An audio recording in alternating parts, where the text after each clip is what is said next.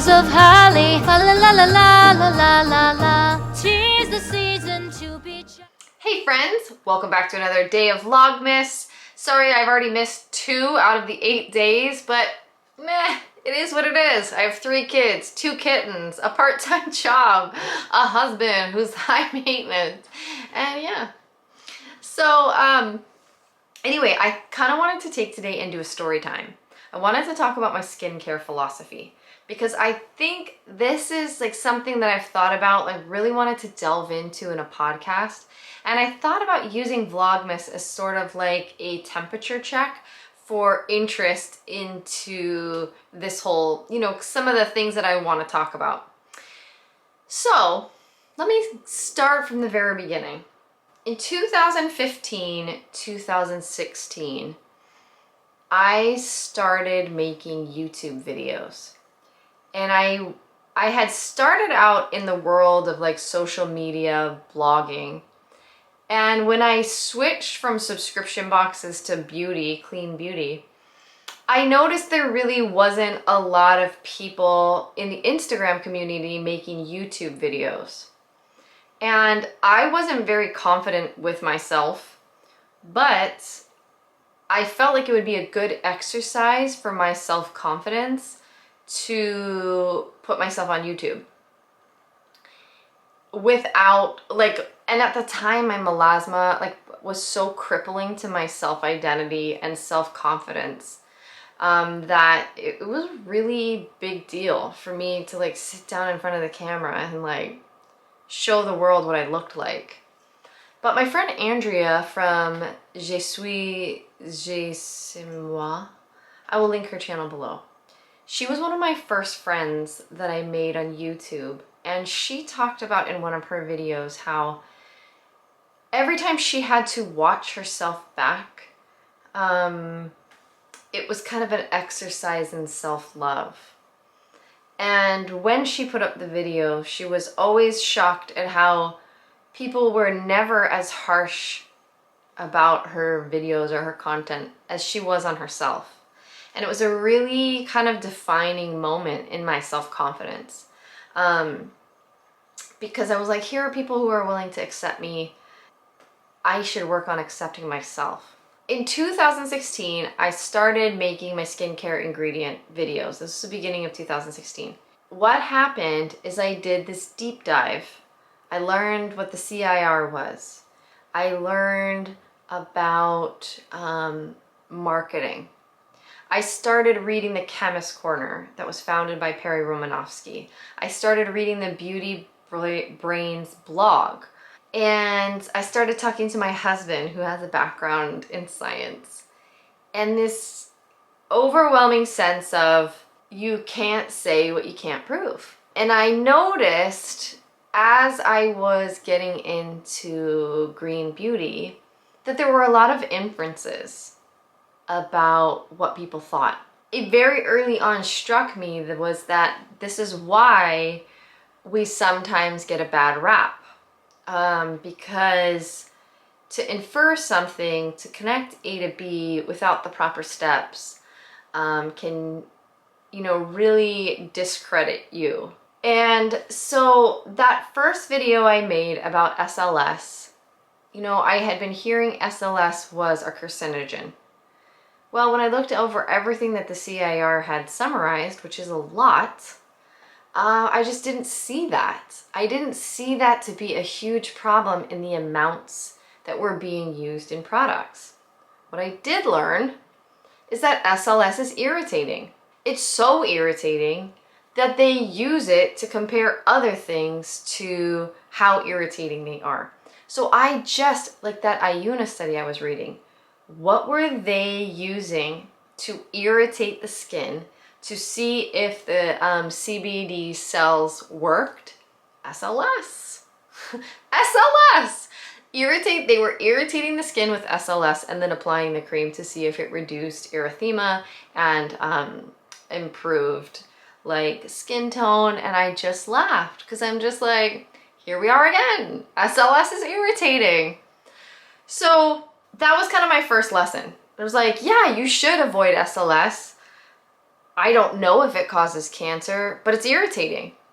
So why would you purposely compromise your skin when now you have 10,000 other things that you can use? But people like the Eco Well, you know, they're now trying to bring back and have people reconsider SLS. And oh, it's fine used in certain formulas, and if they like keep it from being irritating and blah, blah, blah, blah, blah. But I'm just like, this is again one of the conversations that I get into where I'm like, why would we go back to something that we know is so potentially irritating? And when you irritate the skin, you make it more prone to absorption. Why would we do that? Why? When there's so many there's so many options now that why would we step back? Unless you were being paid to like further that message, which is something we'll go into at some point. Anyway, so I became very deeply rooted in this analytical perspective. And I got a hold of esthetician books, I got a hold of chemist books, and I loved Perry Romanovsky. I loved some of the chemists on there, and they were just so great. And I just kept following that path. And there was this moment when I was reading something that Perry Romanovsky had written about ceramides. And this was back in 2016 when I made my ceramides video. And he was just like, yeah, they have these like isolated studies and maybe they work, but I definitely wouldn't buy an expensive product to start.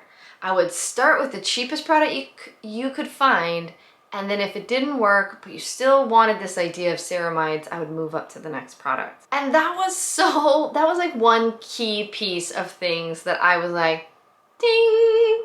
And it's just interesting because you're seeing the same ingredient in a $16 product that you are sometimes in a $100 product. Why wouldn't you start with the cheap product and then work your way up? Okay. So then one of my next things was reading about vitamin C. And when I read extensively about active forms of vitamin C and how many pathways it had to go through and layers of skin it had to absorb through to work, I just was kind of like, I don't know. I don't necessarily believe that it works. And you know what's funny is that like as I've listened to Perry throughout the years, he has the same opinion.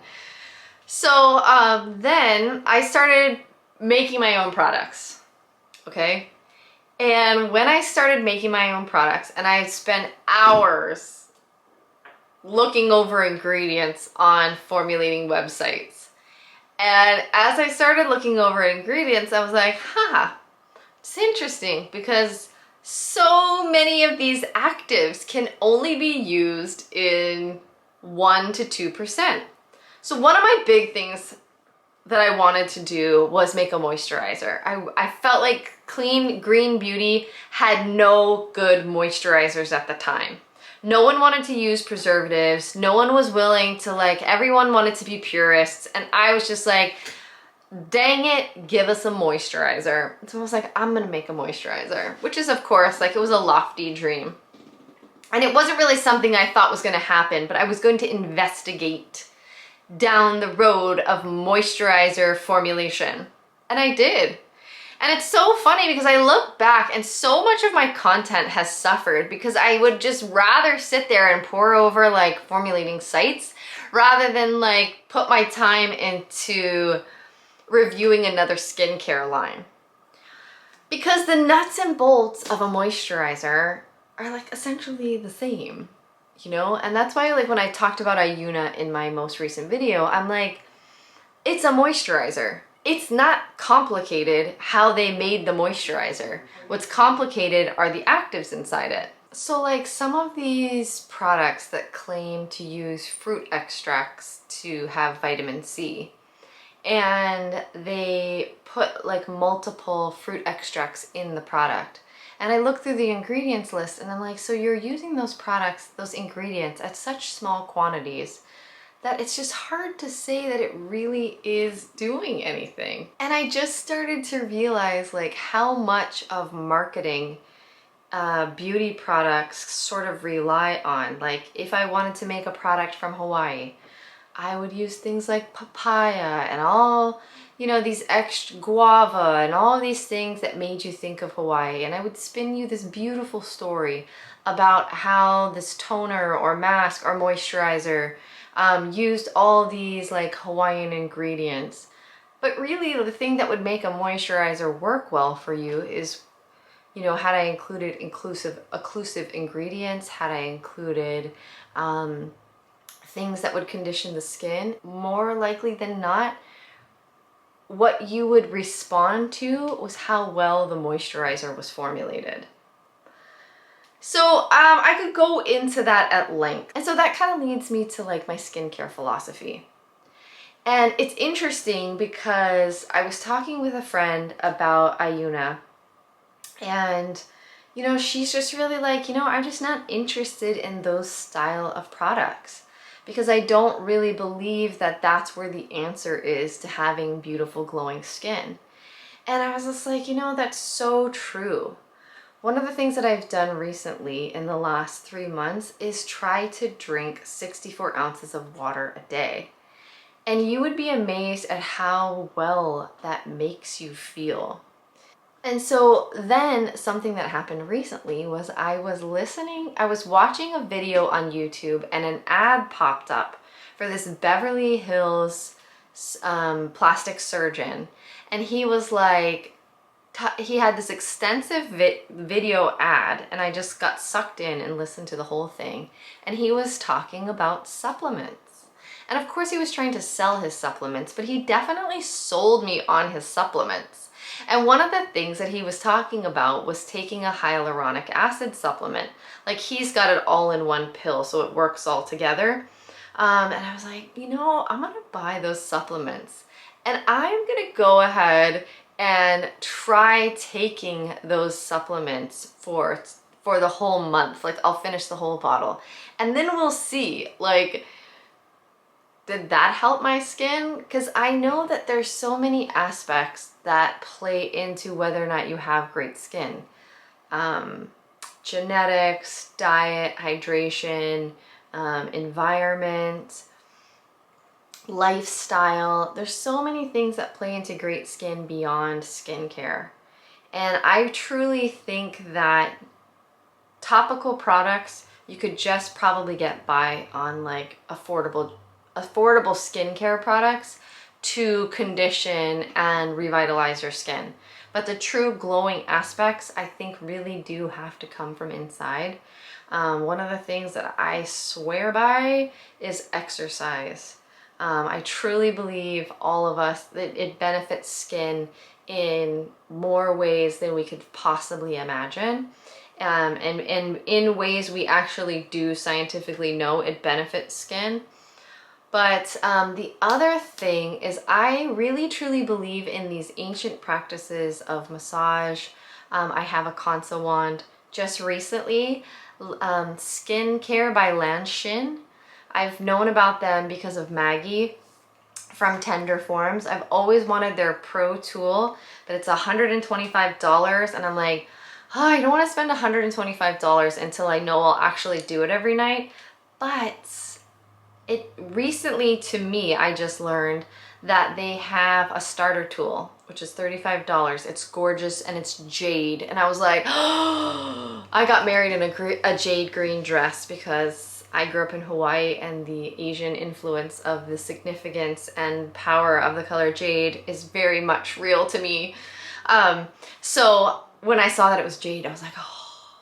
So, you know, I just thought I would come on here and we'd have a little chat about it, and it's definitely something I could go more into, but yeah. I love, you know, high-tech skincare, but I definitely believe that it all starts from within. So anyway, I would love to hear your thoughts. Thanks for watching. Bye.